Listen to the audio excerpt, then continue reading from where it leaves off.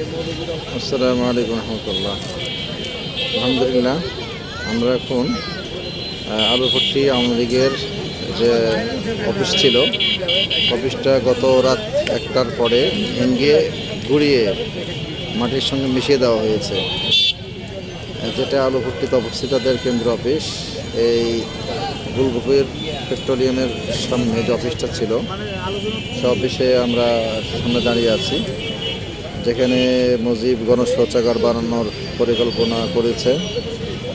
এখানেও অনেক ওলামায়ে কেরাম, জনতা, হাজার হাজার শত শত জনতা দেখার জন্য বিভিন্ন জায়গাতে ছুটে এসেছে।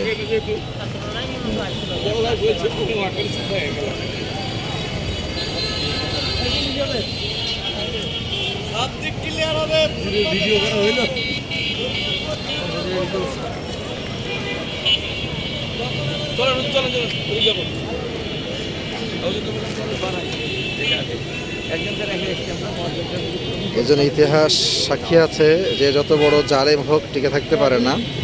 মুজলুমদের আহাজারি, মুজলুমদের প্রতিবাদে জালেমরা উৎখাত হয়ে যায়। এটাই পৃথিবীর ইতিহাসে হয়ে আসছে। এভাবে যারা জুলুম করবে তাদের প্রতিবাদ এইভাবেই হবে ইনশাআল্লাহ। আসসালামু আলাইকুম।